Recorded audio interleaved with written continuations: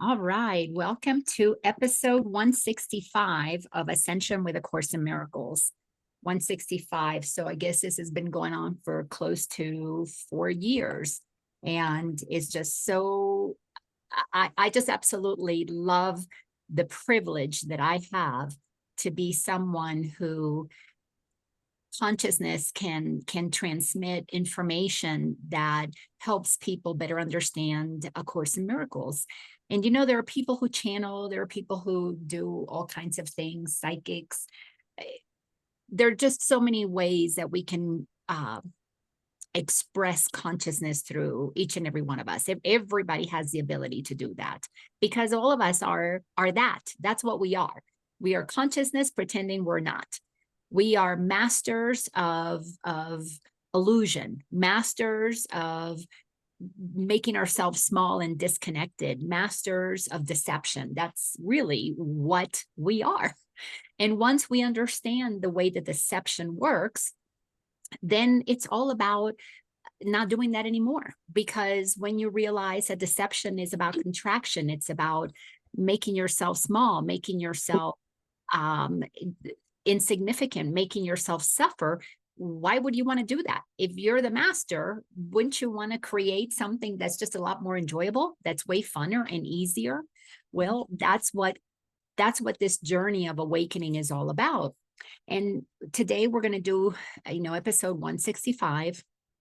And I do these weekly, and I do them at 12 o'clock Eastern time. So pretty much every week we do it. If for any reason I can't, well, those who are on my text thread, they know, but hardly ever do I miss any of these because the time is now to really get clear in what's going on here.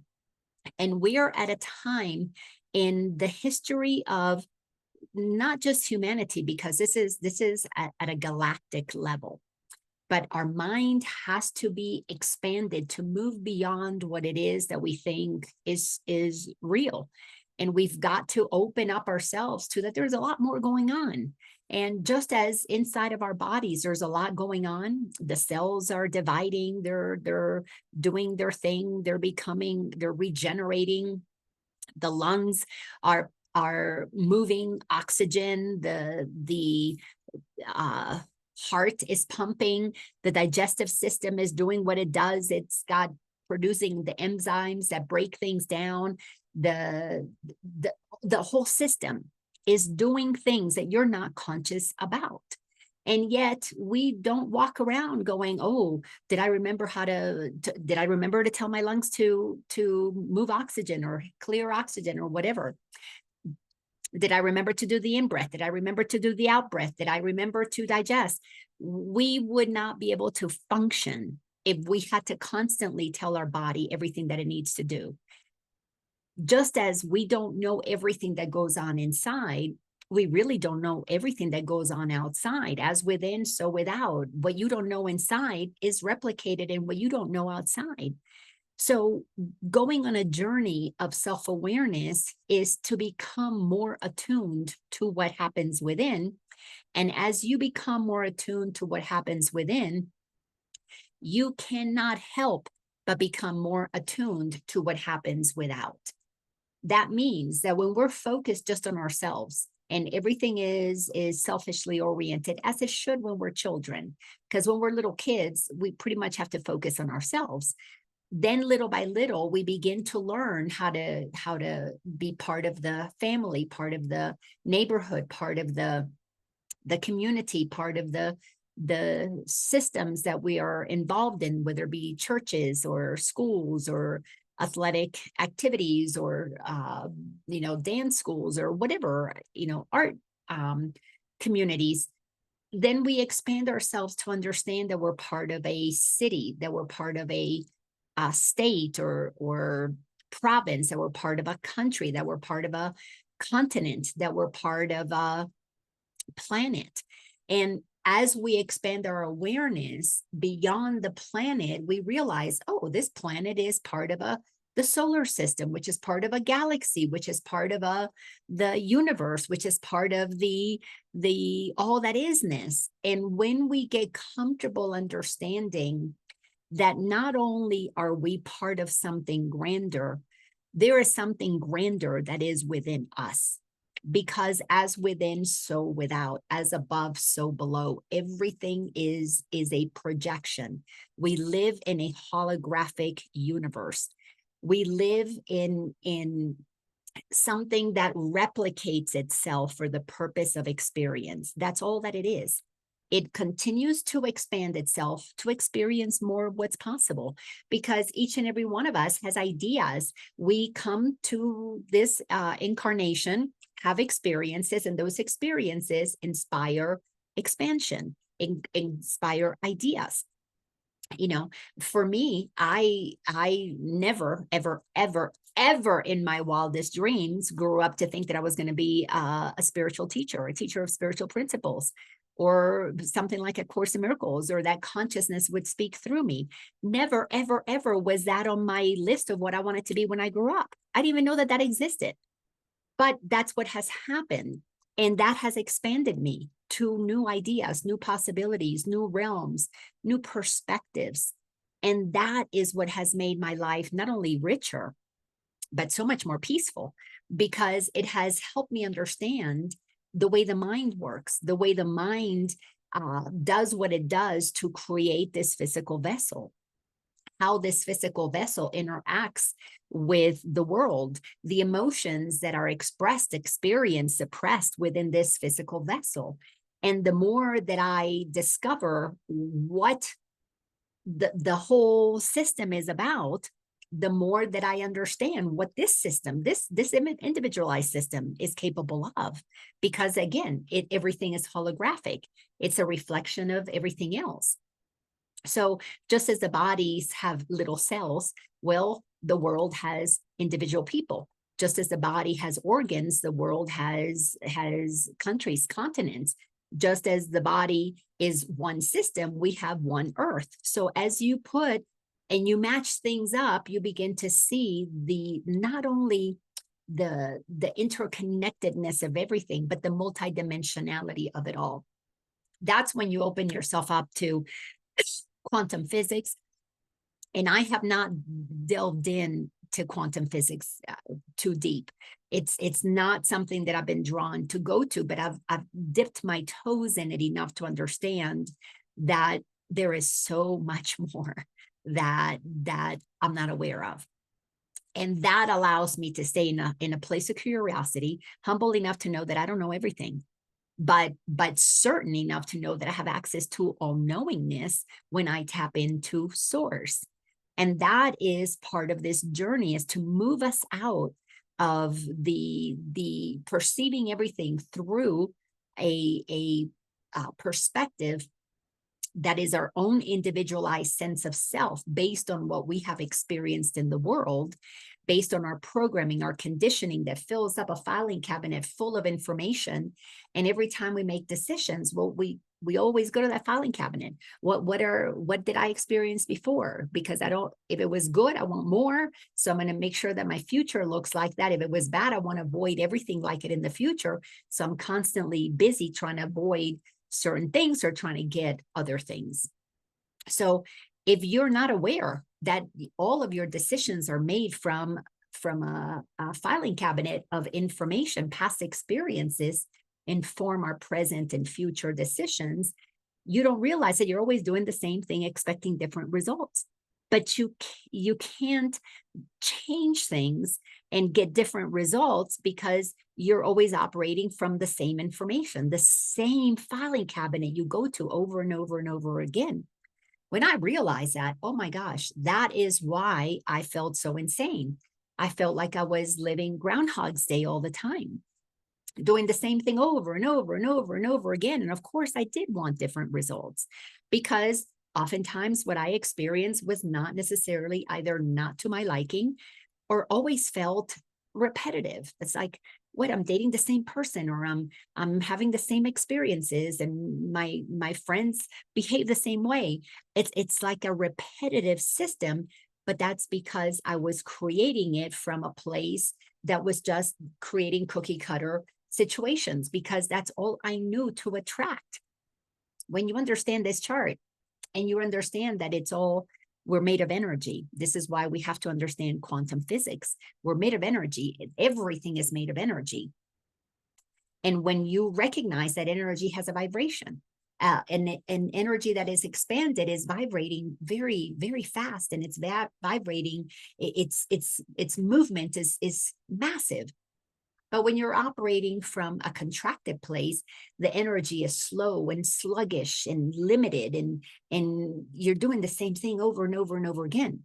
And most of us have actually been conditioned to be very happy with lives that Monday to Friday, we do the same thing. Saturday and Sunday, we do the same thing. And then Monday, we wake up and do the same thing.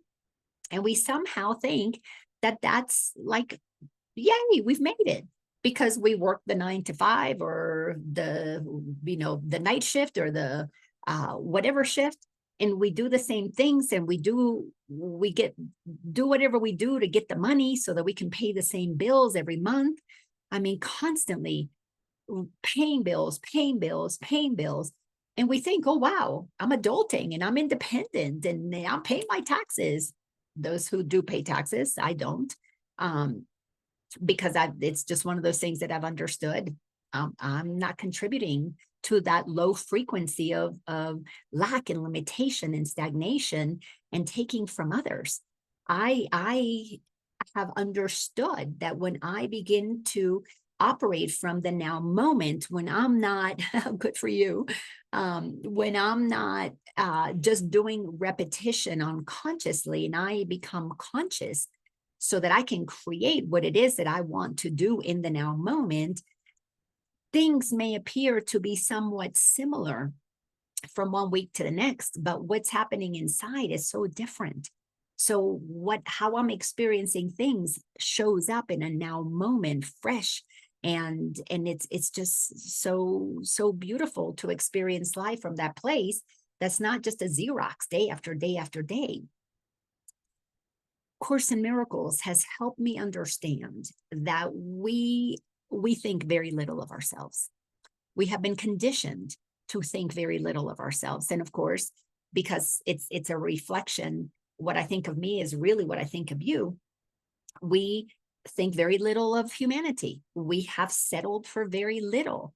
And so much of the work of A Course in Miracles is, if not all of the work, is to train our mind to look at things differently, to see ourselves as part of the whole, to understand, to deliberately look at, where do we come from? Who are we really? What are we made of?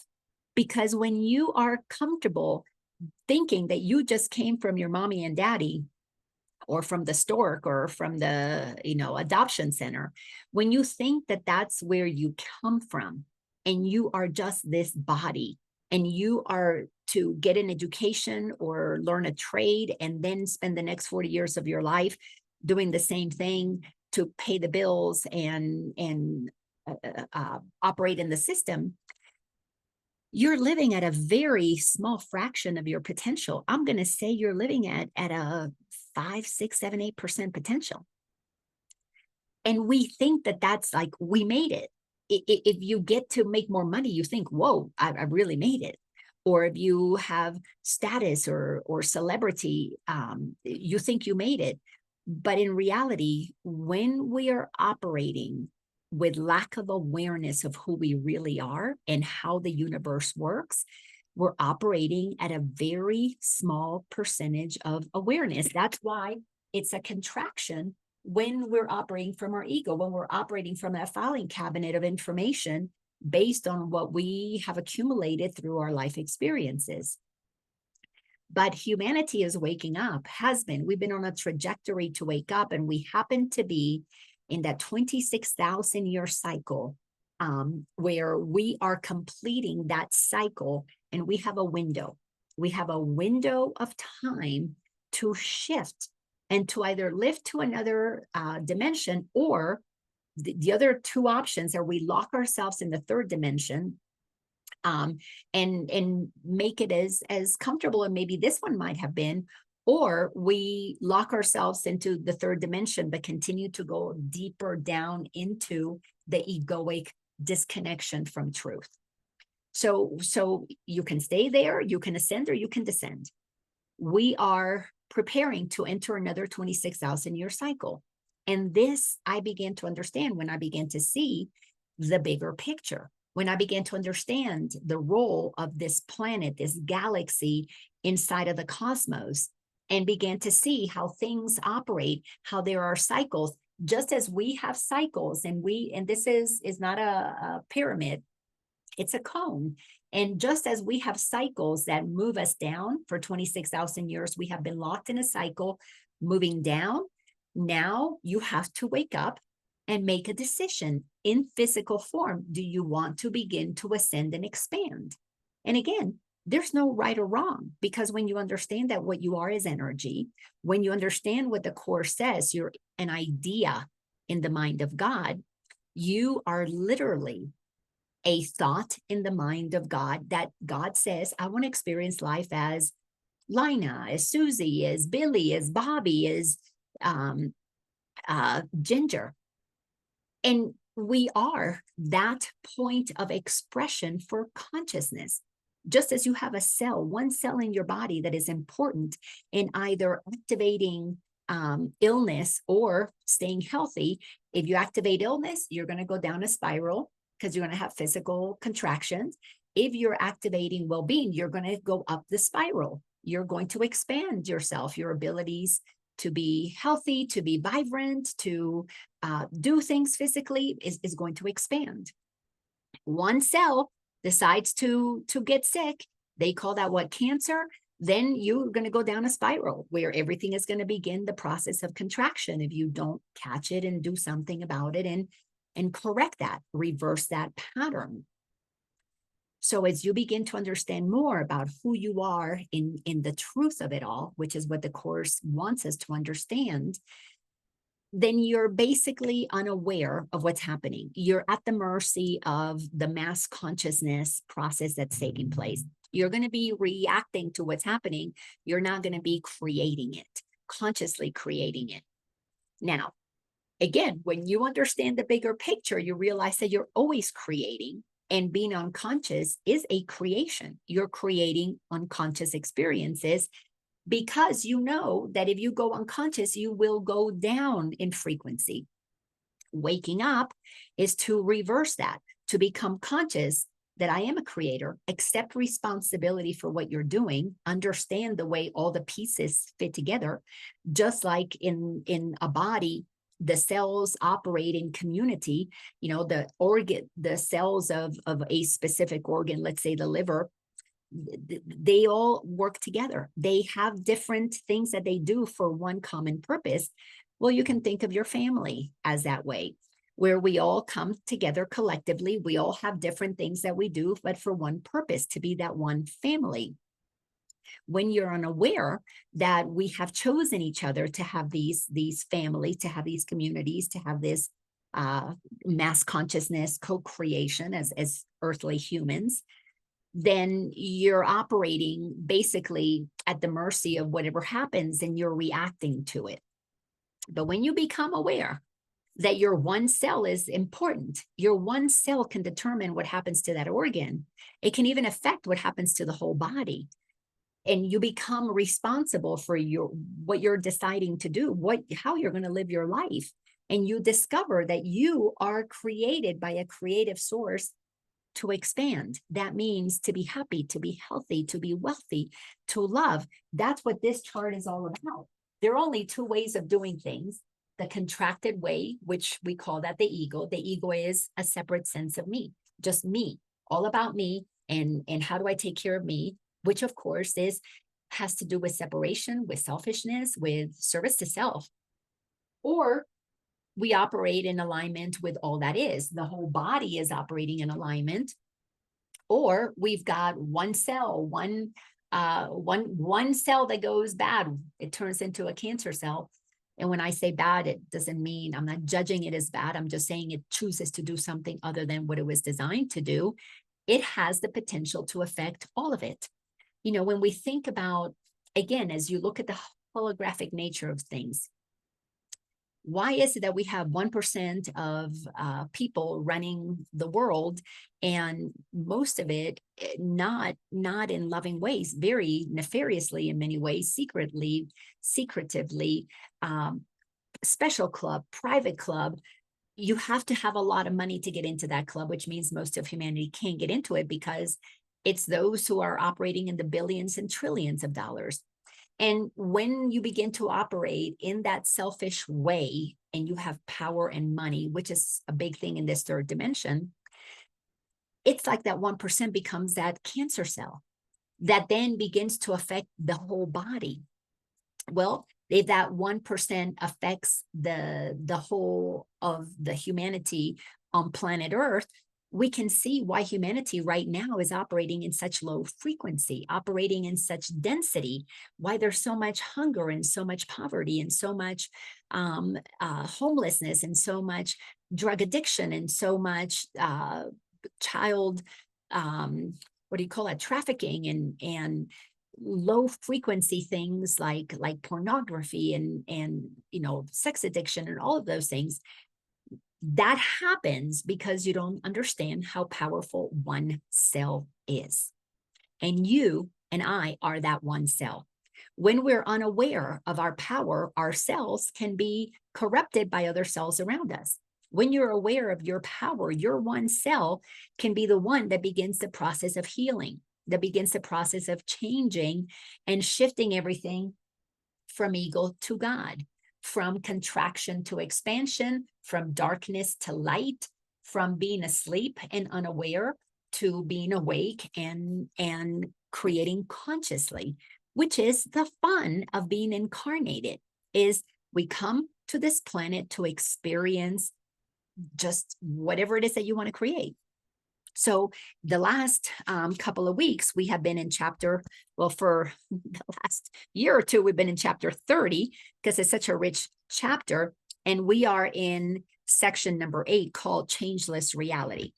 And of course, we have looked at so many other things that we have to understand that we are truly sovereign beings because we have free will. However, when we're not aware of that and we don't exercise it consciously, we become enslaved. But nobody is enslaved because they just happen to be born into that. We are enslaved in a system of low frequency because we choose to incarnate into that. And that is a tough thing for people to understand. But that is how we claim our sovereignty, is to acknowledge, yep, all of it is happening because I chose to be here. I chose to come to planet Earth. I chose this incarnation. I chose these parents. I chose this situation. That statement of I chose this, although now I'm conscious and aware, I won't choose that again. That's the whole point of it. You become aware. Oh, I would prefer something different. But when you become completely responsible for acknowledging that you are the creator of your reality, there is nothing about your existing reality, what happened to get you to where you are, that you would ever be upset about. Because every single one of those situations, no matter how you label them, good or bad, every one of them contributed to you becoming who you are today. And if it wasn't for the challenging parts of my life and the sense of abandonment and the sense of rejection and not being chosen and all of those things, I wouldn't be who I am today to choose me, to choose God, to choose truth. If it wasn't for the things that happened to me that I felt I was a victim to, I wouldn't have the awareness today to recognize the contrast, to say, I don't want more of that. I want more of this. So anybody who operates in victimization is always reacting to life because they're in a sense of protecting themselves. Small, I can't speak. I can't express myself. I don't want anybody to be mad at me. I don't want anybody to reject me. I don't want anybody to abandon me. And what are we doing? Creating the same thing, expecting a different result. But if you have victim consciousness, because you're not taking responsibility for your experience. And it starts with realizing that your thoughts create how you feel.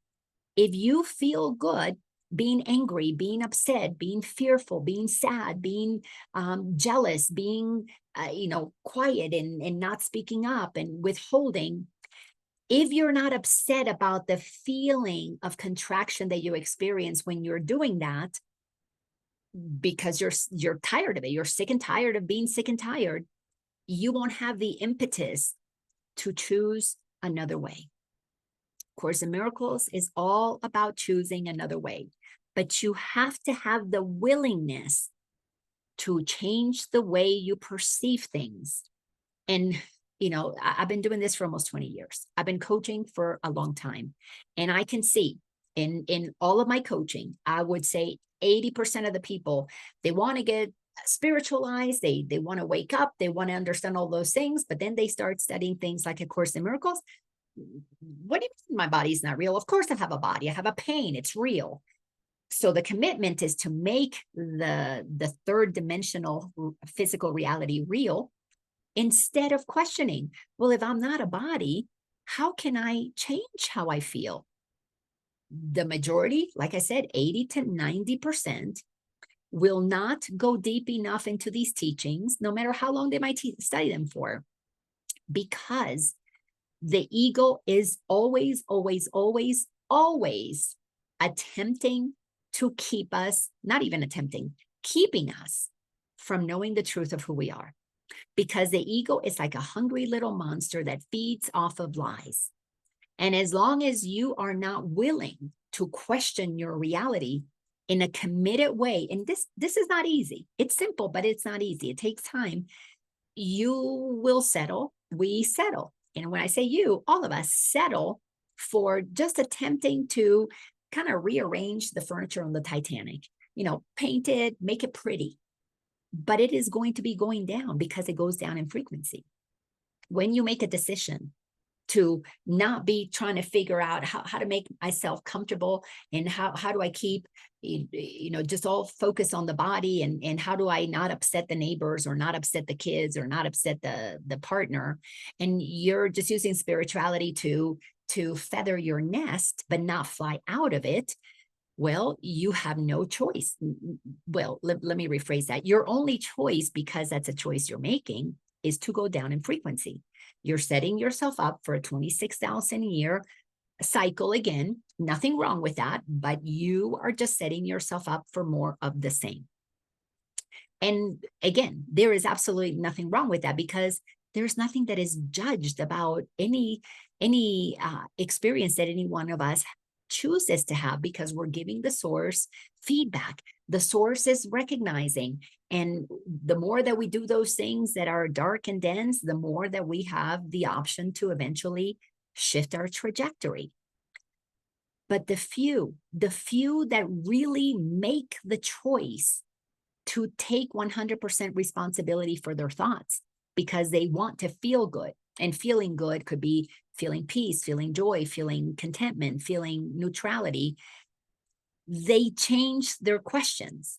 Instead of, oh, how can I make my body feel better? Well, you're not a body. You're not, the body is not real. It's not about making the body feel better. You understand that you want to feel better, but it's about, how do I change my mind so that my body can feel better? To move into that realm, you've got to take 100% responsibility. And that means you got to know who you are. You're an expression of God. You're an expression of love. You're an expression of creativity, of multidimensionality. You are infinite potential. You can't settle for just the same old, same old. You want to experience creativity. You want to experience newness. And it doesn't mean that you don't do the same thing, because I've been doing the same coaching thing.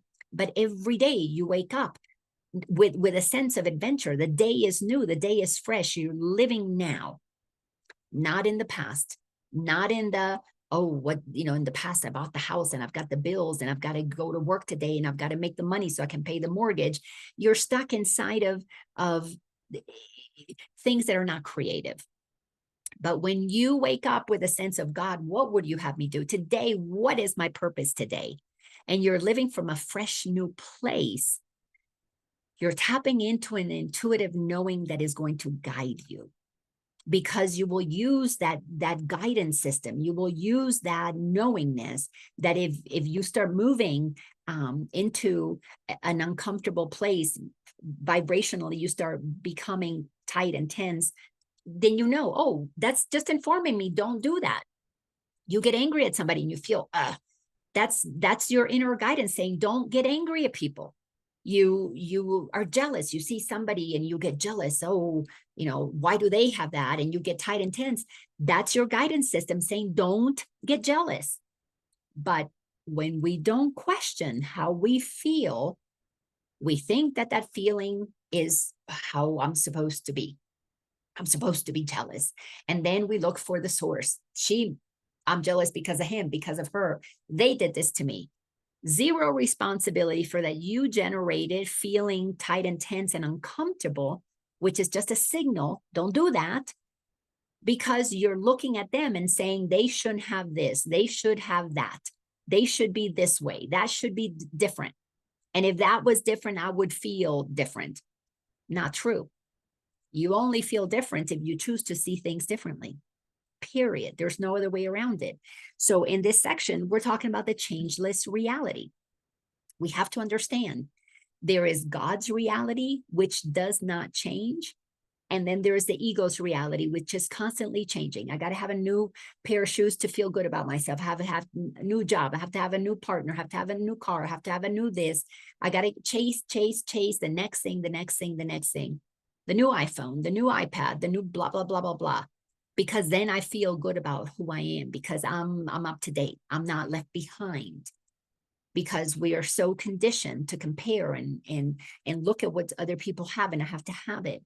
Well, that's part of what the 1% know keeps the 99% in enslavement to the ego, is because we are conditioned to constantly, through media, through magazines, through movies, through songs, to constantly be chasing something new, because we're not comfortable being with who we are and allowing that eternal, changeless aspect of who we are to be present.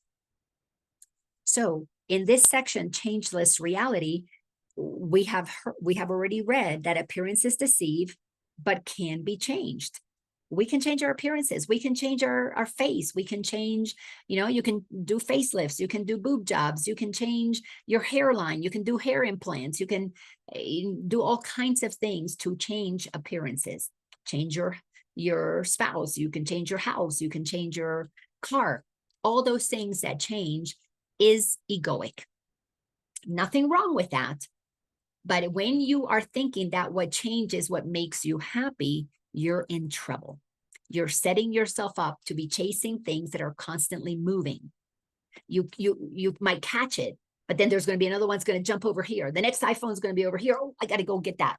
And then you've got that one and you're so excited. And then there's the sale over here for the new pair, the latest pair of shoes. You got to jump over there and go get that. So you're constantly, that's why we're so exhausted. Exerting so much energy, chasing, acquiring, keeping, hoarding, cleaning, dusting stuff. Course in Miracles wants us to create a relationship with that which is changeless, that doesn't need anything on the outside. And to a mind that's been conditioned in getting and acquiring, that sounds like what? But that's the only way you're going to find inner peace. You got to come inside. And it tells us in the Course, reality is changeless. This is what makes it real. What is of God's is real with a capital R and does not change. It is what is expanded and continues to expand. Creation. What is of the ego is constantly changing, small r reality. It's an illusion, because you're chasing something that's never going to make you happy. That's why it's a lie. Then we looked at last week that temptation is nothing but a wish to make illusion real. That was in paragraph 3. It's what is temptation but a wish to make illusion real. So as long as we are tempted by all these things, We are wanting to make that real. God knows how much I chased money and having a certain house in the suburbs and looking a certain way, and people seeing me as a success and achieving certain things so that we can check them off the list, and making a certain amount of money so that one day I could, we would retire and we could go off to the sunset, and chasing something, because one day I would be happy. Oh my goodness. When I started this journey over 20 years ago, and I discovered that the only thing that was ever going to make me happy was to come inside and connect with that within me, which is changeless. That meant I had to go on a journey to find out what that is. Back to why 80-90% of the people will not wake up, will not be able to find happiness, because they don't want to come inside. Because if they come inside, then they have to recognize that they have created everything that's on the outside. We are like a projector projecting out a movie. And if we're looking at the screen and thinking, I don't like this, or I want more of that, we're just completely unaware, asleep to the awareness that you are projecting it. The work has to be in here. You got to come in here and look at what is it that you're believing, because that's like the movie reel that's in front of your light. Your light is what illuminates what you put in front of it. And if you put in front of it only egoic information, if you put in front of it only the lies that you have been conditioned to believe, then you have no choice, absolutely no choice, but to completely operate inside of the delusion that what's on the screen is real, not that you are the not only the programmer of the movie reel that you're watching, but you are the light that is illuminating that so that you can have that experience. That light is the consciousness that you are, the truth of who you are, the God self within you, higher self. It doesn't matter what you call it. That's why everybody can be a channel, everybody can be psychic, everybody knows everything, has access to all knowing, because that light that projects my story onto the screen I call life is the same light. We all have the same light, and we all have the same ability to connect with that light. But because we've been conditioned to try to change what's on the movie screen, we're not paying attention to what we're projecting, to that we are the projector of it. So when you move to a place where you recognize that reality is changeless, is to come to know that light. What is that light coming from me? Well, that's where we have to go on a journey to discover source, God, spirit, whatever you want to call it. We have been conditioned to think of God as outside of us on a cloud somewhere, on this part of the world over here, or on this area, and you've got to bow this way to get to God. We've been conditioned, and we all incarnate and are okay with going on that journey of getting programmed into believing that God is outside of us. And then whatever religion you happen to incarnate into, they're going to tell you that's going to be put into your filing cabinet. That's the information in your mind. That's your database of knowledge that you're going to go to and experience life from that perspective. The spiritual journey is about going into that filing cabinet, looking at those files. Who gave this to me? Where did I pick up these beliefs? They're all hand-me-down beliefs when they're from the ego, handed down generation after generation after generation, mostly unquestioned. The few that question it, well, we tend to crucify those or burn them at the stake.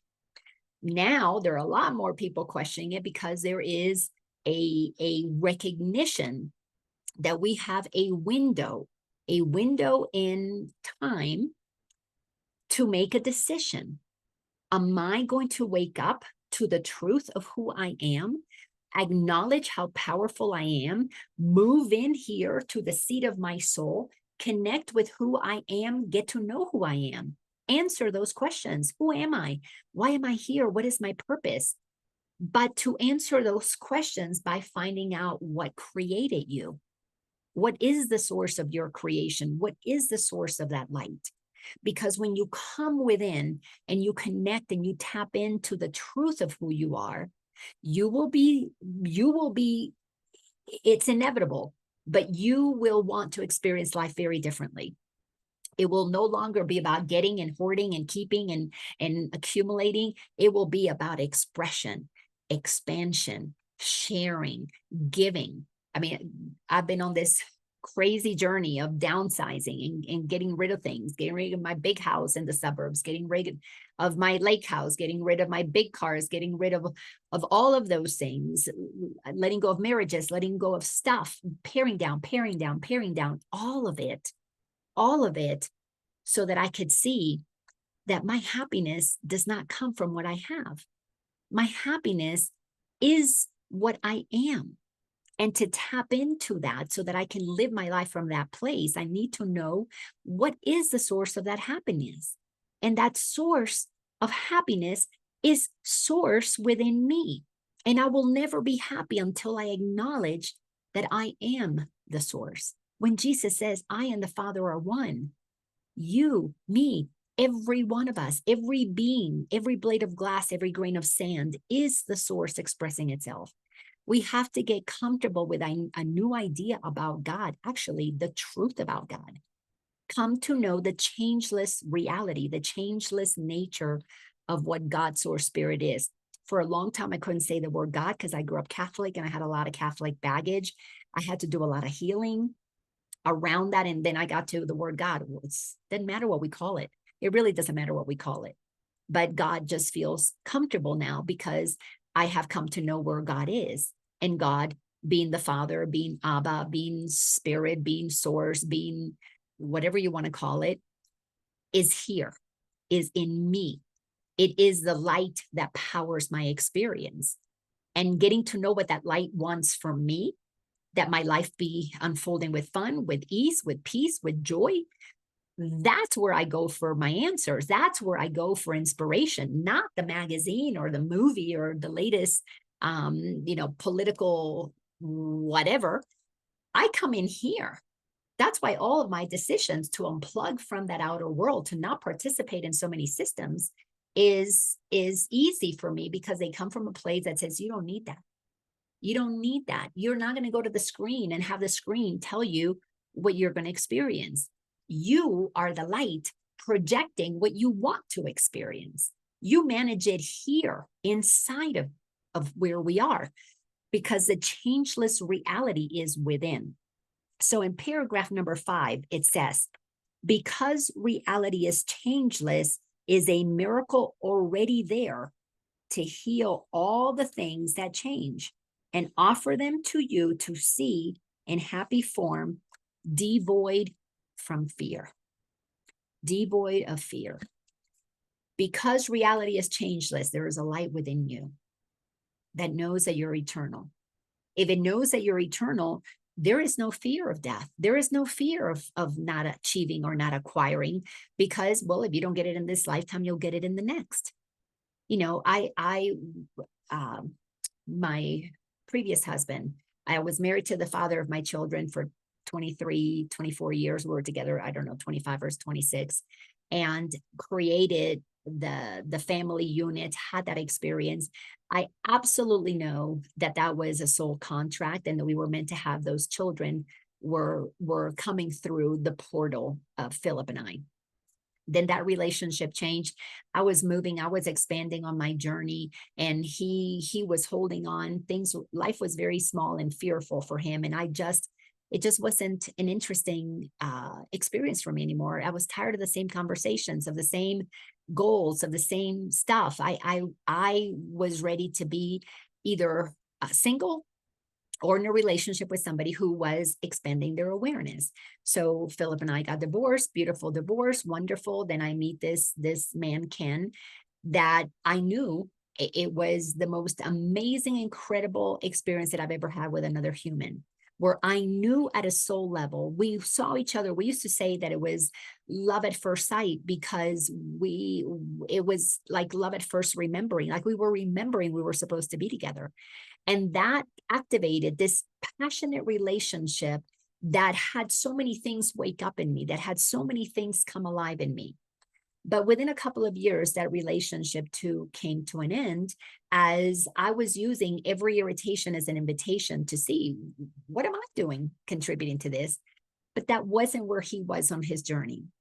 He was feeling things he had not felt before, and all he wanted to do was not feel them. So then everything became, you're making me feel bad. You're making me feel jealous. You're making me feel insecure, whatever. And I'm like, I can't make you feel those things. You're feeling them because it's tapping into something within you. You got to go look at that. But that's not what he wanted to do. For whatever reason, that was just not where he was. In hindsight, I know that he was doing exactly what he was supposed to be doing within a couple of years of attempting therapy or whatever we could do, going to workshops, couples workshops, whatever would help with the healing process. I realized, oh, he is giving me a gift. He is staying in that staunch, I'm not moving from here, it's all your fault, so that I could make a decision. Am I going to love him while he is judging me? Or am I going to then judge him for judging me? Which is how I began to see my spiritualized ego. The spiritualized ego, that part of us that says, well, I'm so loving, and I am so evolved, and I am so enlightened that that's it. I'm done with you. But I couldn't be done with somebody that I love so deeply. And I could feel my body shutting down, my heart chakra shutting down with every thought that I was having judging him. And that's when the Course in Miracles came into my life. And I was realizing, wait a second, I am judging him. So I am going into contraction because I'm having a thought that he's not being blah, blah, blah, blah. He's not doing this. He's not changing. He's not behaving. And I was like, wait a second, Laina, put the mirror in front of you. What are you doing? Why are you judging? Because I had allowed myself to begin to change and move out of my center. I had come to being recognized, now I'm the light, recognizing, wait a second, he has come here to help me understand what real love is. And real love is, I'm going to love you no matter how much you're not loving me. In that place of recognition of the love that I had for him was so amazing and passionate in the beginning, and little by little it was fading. How can love fade? If love is what I am, how can it fade? It was only fading because my ego was telling me, withhold the love, withhold the love, withhold the love. He doesn't deserve it. Look what he did. Look what he said. Hold that love, pull it back, pull it back. And every time I pulled that love back, I was only keeping me from feeling the aliveness, the joy that love is. So he gave me that opportunity to go, all right, I'm going to love you no matter what. And there's so much more to the story. I'm not going to get into that now. I've said it in so many other different videos, but I made a decision that I was going to love him, and I still love him today exactly how I loved him when I first met him. And maybe in this lifetime where we're not meant to have that for the rest of the lifetime, I can feel it. I mean, I can feel it in me. But from a soul level, we were meant to have that experience to help each other. He helped me move beyond that egoic, spiritualized ego that justifies shutting love off because you're not being spiritual enough. It's like, how crazy is that? Why am I justifying shutting me down to prove to him that I'm more spiritual? How crazy and messed up is that? So the Course in Miracles tells us that when we connect with that reality that is changeless, if love doesn't change, then it can't change how I treat other people. It cannot change how I am with anybody else. I had to connect with that changeless part of me that could accept, okay, well, if that's what you're believing, if that's what you're choosing, you can go on and do that. It's not going to change how I care about you. And then he goes on to say in sentence 2, it will be given you to look upon your brothers thus, meaning he's changeless too. He was just the same beautiful, amazing, passionate man that I met, that he shut himself down. That's what the ego does. That's how powerful the influence of the ego is. That's how powerful that filing cabinet of past hurts is, because then we project on other people. Well, I can't be me. because if I'm me, then you might do this to me. So I got to protect myself. So we start attacking the other person so that we never see what's going on inside. We start saying it. So it's that person on the screen, so that we don't come and see, what am I projecting out there? What am I believing that makes me have this experience? So if you begin to look on everybody else as you are changeless, you either know it or you don't. And stop trying to change people, but because that's always of the ego, but start seeing what is changeless in them. You're a divine soul having a human experience. Either you're aware of that, and you, of course, are going to be operating very differently, or they're unaware of that. And if they don't know that they're under the delusion of the ego, then of course the things that they say, the judgments, the fears, the worries, the concerns, the trying to control circumstances to be okay, then it makes perfect sense. They're just a little hurt child operating in a maybe in an adult body. That requires compassion. Maybe you don't want to be around them anymore because it's just not fun having somebody who's constantly in fear and worry. People who the conversation is always the same. You're talking about the same things that don't work, that don't blah blah blah. It's not fun to be around that. And you are meant to be happy. And if you're not having fun, then move on. Move on. This is a big, big, big planet. This is a big galaxy. You can create friends in lots of different realms. Sentence 3 says, but now while you would have it otherwise, in some respects, for this but means you would not have him healed and whole. So when you are determined, well, this one is holy, but not that one. This one, I can see the spark in that one, but not this one. When you are deciding that some are the light of God and some are not, that the rapist is not, but the nun is, and the banker is not, but the gardener is, then you are deciding that I'm going to hold these here apart from loving them. I'm going to hold them as different than who I am so that I can make myself superior. And in my superiorness, I'm feeding my ego, because the ego is the only one that operates in separation, in superior and inferior. And that feeds the ego.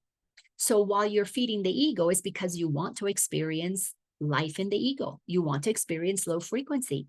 And there's nothing wrong with that. You're the creator of your reality. You can be in density. You can be in contraction if you want to. Awakening is for those who that's boring. You get no more juice out of that. You're like, okay, been there, done that, have the t-shirt. I don't want any more of that. Awakening is for those who are ready for something new that has always been there. That's why it's a paradox. It's new, but it's ancient. It's eternal. It's always. It's going to be different than what you've had, but it's changeless because it's constant. But you have to be willing to change your questions. You can't continue to ask questions from low frequency. Why is he behaving that way? Why is she doing this? Why, is the government this? Why blah, blah, blah? Why are the bills going up? Why are the taxes? Those questions just keep you inside of trying to change the movie screen. When you move to the questions that are of the soul, the questions that say, how do I connect with that love? How do I love that one?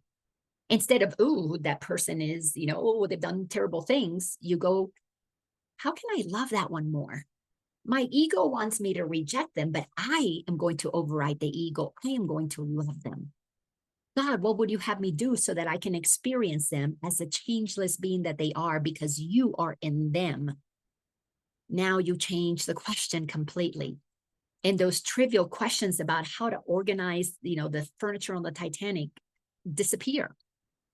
But rather you move out to the Titanic is on the ocean is on the planet is in the galaxy is in the universe is in the cosmos are God. Then you start the conversation up there at that higher frequency. And from that higher frequency, you make a decision of how you want to experience your reality. That's where the miracles come from. They don't come from rearranging the furniture. So there has to be a willingness to come inside, get to know the light that is in you, get to see the programming that is in front of that light that you are then projecting forward, because you are determined to change the programming. You want to delete those files. You want to get rid of what doesn't serve you anymore. And what doesn't serve you is what blocks your light, period. So then it goes on to say, the Christ in him is perfect. Is it this that you would look upon? Are you going to look at what's changeless in them, their perfection? Then let there be no dreams about him that you would prefer to seeing this. You cannot allow yourself to look at, well, they're bad, they're wrong, they did this to me last year, they said, they lied. You cannot choose to look at the human stuff and feel the Christ in them. It's not possible. Those frequencies are too different.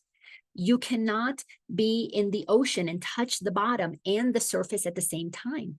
You cannot go into the deep part of the ocean. Let me rephrase that in case any of your egos are saying, but when I'm at the beach, yes, I'm no. Go into the middle of the ocean where the big ships are. You cannot be touching the lowest frequency at the bottom of the ocean and touch the highest frequency on the surface. You're going to have to make a decision. Where are you going to operate? Many of us are willing to bob and go up and down, and that's okay. But if you want to just enjoy being on the surface, being at the highest frequency, allowing yourself to experience peace and bliss and joy and happiness, you've got to look at the Christ in everybody else. Because I don't know how many times you have to hear this. How many years is it going to take? How many decades of hearing the same message? Everyone is the Christ. Either they know that or they don't. And when that beautiful man that I fell in love with, when I saw the Christ in him, and then my ego began to convince me, oh, he's turning into a crazy person.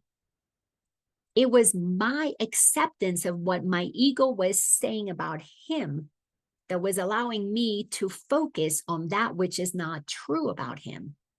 And what focuses on what's not true about another is coming from what is not true in me. See, if I was afraid, if I could be hurt, if I could be, in a state of confusion, it's only because I'm not grounded in the truth of who I am. I can't see his Christ if I'm not grounded in my Christ. And that's what's changeless. That is what we're coming to recognize is the truth of who we are. But you cannot experience that as your lived reality unless you make a decision that you're going to see that in everybody else. That is the work. That is the work of awakening. That is the work of ascension. To use every situation, every irritation as an invitation to see the Christ in everything, because that is what will never change in them. Their external bodies will change. Each incarnation, we put on a different body. That's okay. That's part of the game.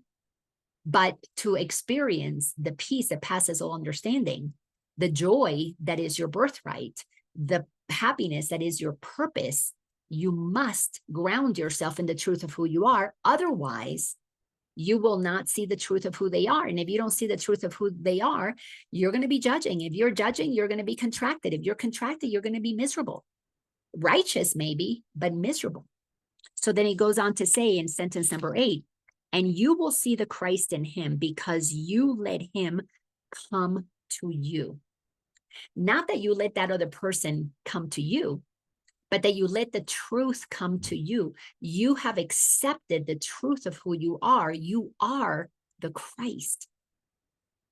And when you accept that with humbleness and you recognize so is everybody else, you now can only see that which is good because your vibration can only see that which is true, that which is light. And like sees like. That's what's so powerful about this. Sentence number 9 says, and when he has appeared to you, you will be certain you are like him. For he is the changeless in your brother and in you. And when I began to see that perfection about Ken, I began to just have nothing but compassion. He was caught in a story, believing lies in his head that caused fears, that had him project me as the source of the problem. Well, I've been there too. I was projecting on him that he was the source of my problem until I took 100% responsibility for coming back inside. Oh, I don't want to feel this way. This is not how I want to see my beloved. And then I began to change, do the change that was necessary here, take off the blinders, take off the lies that I was projecting on him, and realizing, all right, that's pure spiritualized ego. Until we accept the truth of who we are, the ego is always attempting to keep us from seeing that truth. But here's the thing, ego doesn't have more power than you. You have all the power because you're what lets the ego have power. You say, okay, ego, I'm going to look at things the way you want to look at them, which is to be totally lazy. But you don't understand that that's what you're doing until you see what it costs you to allow the ego to run your life.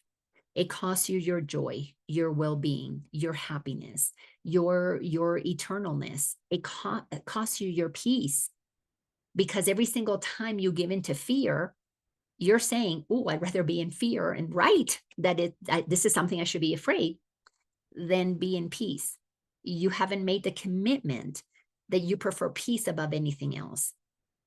But to have peace above everything else, you can't be at war with anything. Meaning you can't be judging things. You can't be pointing at fingers. You can't be saying, those are the problems. To be at peace is to recognize that all is as it should be, that nothing is out of order. All is giving you opportunities to see, oh, that's at that frequency. That's at that frequency. Which frequency did I want to hang out with? Because we are moving. Many of us are already at the place that we make our decisions based on frequency, not what it costs, or not what it looks like, or not who it is, but how it feels. There's a resonance. We're moving to the upper realms of consciousness, where from that place there is nothing to judge. Everything is exactly where it should be. The rapists, the murderers, the cheating politicians, they're exactly where they're supposed to be, because they're offering the exact ingredient in this drama that is unfolding to help us make the choices that allow us to either see the Christ in everybody so that we can ascend. Because until we are in a realm of compassion and no judgment, we are not ascended. While you should be compassionate, while you should not judge, that's a good thing, but that's not ascended. That means you're becoming aware that there is another way of being. But when you default to being right about how everybody else is wronging you, then you're making a decision to feed your ego. You're making a decision to feed the part of you that enjoys that drama, that enjoys that discomfort and that suffering. There's nothing wrong with that. But you have to admit it to you. See, one of the most difficult things of this entire process of awakening is becoming brutally honest with ourselves. If I am in discomfort, if I'm tight and tense, if I'm in fear, I am doing that to myself. That is why very few will come to the place of moving out of this illusion. So to help us move out of the illusion, we are in the time that it's a window that is kind of coming to a close here pretty soon. But that window is still open to see all of the things that I'm judging out there, to see all the things that I'm still attached. And the systems are breaking down. The outside world is becoming more unstable because it's changing. It's changeable. What is reality is changeless. So as you're looking for security in your banks, or security in the government, or security in your relationship, you're just giving yourself opportunities for more irritations. because they're not going to be able to give you that, because if you want to ascend to the next dimension of consciousness, you cannot take with you anything that you're anchored to. Because if you're anchored to something in the 3D world, that is where you're staying. You're not rising beyond what you're anchored to. And what an amazing time to be alive, to be waking up, to be seeing things, and to sit with total and complete gratitude for that which is changeless, showing you that you can't count on it. Because if you can't count on it, then you're going to have to ask yourself, well, then what can I count on? You're going to have to come within. Because at the end of the day, the only thing you can count on is God within. And that Christ consciousness, the Christ within, is you accepting that you and God are one. And if you know that God is a creator and you know that God is love, then what better place to call home, to recognize is your true reality, than to be the creator of all that is, because that's what God is, and to be a loving creator at that. And if you can just enjoy life and create as you go every day, freshly now, anchored with that changeless reality, well, it doesn't get any better than that. On the outside, it may not look like it's amazing. On the outside, it doesn't look like, oh my gosh, look, she's achieved so much. Because on the outside, I've been letting go of everything. On the outside, it looks like she didn't have much. Yay! If that's how people see me, then I've achieved something amazing. But I'm not here to have anybody see what I have achieved. I'm here to experience what matters to me. And what it looks like on the outside, none of my business. Then doesn't matter to me one iota, because I don't live for anything outside of me anymore.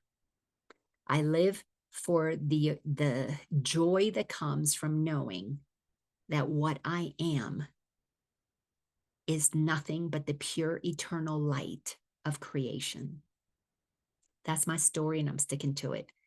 Thank you all so much for joining me today. If you enjoyed this episode, there's the other, what did I say today is 165. So the other 164 are on my YouTube channel.